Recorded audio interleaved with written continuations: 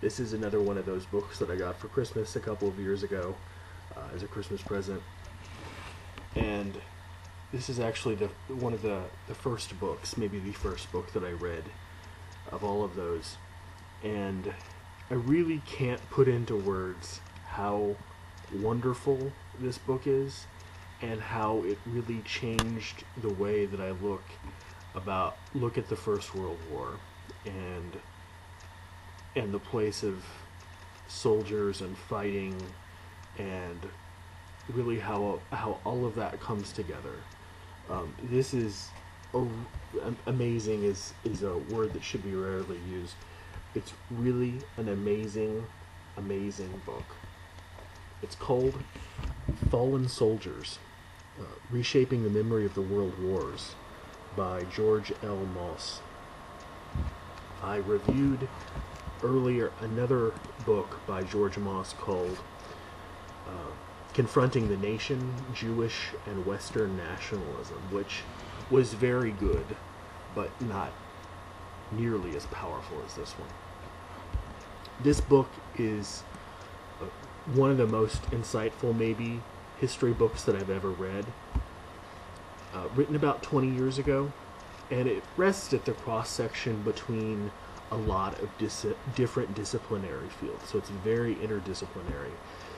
He talks about art and culture and sociology and the history of memory, and it's pretty short. It's about 225 pages, but it's extremely short, scholarly, well-argued, convincing, and also, sadly, very timely. He asks a couple of really interesting questions in this book. Does the sudden emergence of trench warfare in any way transmute the ways in which we talk about and experience war? Did the shift from monarchy to a burgeoning nation state during this time period, and here we're going back a little bit into the 19th century, obviously, during this time period, anyway change soldierly ideological motivations in wanting to engage in warfare? And why did separate cemeteries appear for soldiers?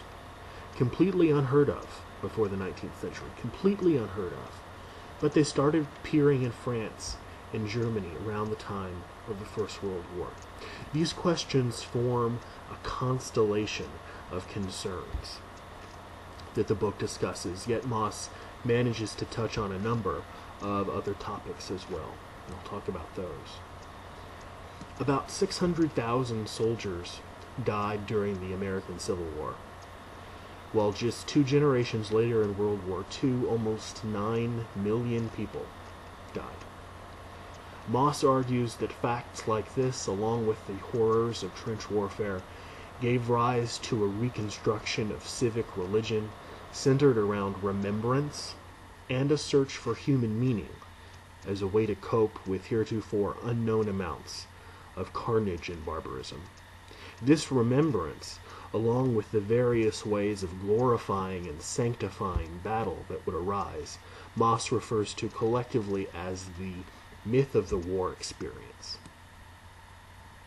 At the beginning of the 19th century, the constitution of many armies gradually shifted from conscripted, poverty-ridden peasants to bourgeois, well-educated, professional soldiers who envisioned themselves fighting for Aufbruch, the German word for a kind of nascent national democratic spirit. Suddenly, going off to war was no cause for angst and concern, but rather a chance to fight for the fatherland and an opportunity to get to see new and exotic places. For example, see the work of soldier poets like Lord Byron, who dies in Greece, and Theodore Corner. Aesthetic representations of triumph were built both from classical pagan imagery but also from Protestant piety, which were used and conflated to create communities of the dead, as Mosse calls them, which are military cemeteries, where soldiers could rest pure away from mere civilians. Mosse claims that culture and art, too, have a definite place in shaping the ideology of the myth of the war experience. The Italian futurists, like Marinetti, and the German expressionists added to the myth experience a sense of camaraderie to war in which a new man could be created, forming a society free of hypocrisy and tyranny, which is highly ironic as Marinetti is perhaps best remembered for his flirtations with fascism. Youth now symbolized manhood and virility and pure energy, and death was no longer an unfortunate loss, but rather a sacrifice and a chance for eternal resurrection. Again, you get that Christian imagery and that Protestant piety. Resurrection for a glorious cause. A retroactive romanticism was also invoked, full of its images of bucolic hills and untainted rural countryside, and used to symbolize purity away from an ill, sick, noxious city. Of course, the literature of the 19th century is replete with metaphors of the city as rotten and diseased. Movies touting the moral virtues of mountain climbing as a manly conquering of nature filled the screens, effectively masking the dangers of death and destruction, while at the same time shoring up ideas that were attractive to far-right political elements, like adventure and domination and conquest. The myth's appearance in popular culture was perhaps inevitable, but had a most interesting result, which Mosse refers to as the process of trivialization. There are several photos in the book, black and white photos, depicting the war as a humorous, quaint, distant affair. There's a German postcard of a rabbit laying eggs with the caption Frohlich Ostern, or Happy Easter. One from Aubon Marsh showing two little girls stomping all over a helpless German toy soldier, and perhaps most disturbingly a father cradling his baby boy and looking aside admiring another of his boys with the caption, The New Conscripts. Some artists, including the German Rudolf Grossmanns, made a career producing nothing but kitsch showing heroic boys yearning for the joys of the battlefield.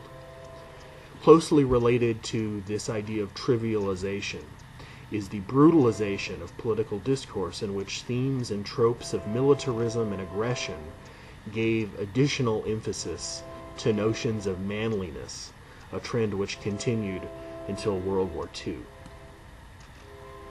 But around this time, these ideological means started to outgrow their political and historical utility. After German defeat in the First World War, it could be effectively argued that the courageous Germans had not actually lost the war, they just hadn't won it yet. But after losing another world war, the myth was too tendentious and suspicious to garner popular support from the political far right. Thus, the fiery rhetoric of manliness and sacrifice in the name of one's country saw its last days. For anyone convinced that ideology is just a word used in the ivory towers of academia, or that popular culture doesn't drastically affect the way that we perceive and experience some of the most fundamental aspects of our world, this book will forever change your mind about that. It's most highly recommended for anyone interested in the history of war memorials. I didn't really touch on that in the review, but he does look at war memorials and, like I said, military cemeteries popping up separately from civilian militaries. Anyone who's interested in changing perceptions of war, or changing perceptions of the soldier's place in war, and the politics of, broadly, the politics of Western Europe during the late 19th century, coming all the way up through the interwar years. Just a wonderful book, and really helped situate a lot of the things that I'd known previously, but gave me a new lens through which to understand them. Fallen Soldiers, Reshaping the Memory of the World Wars by George L. Mosse.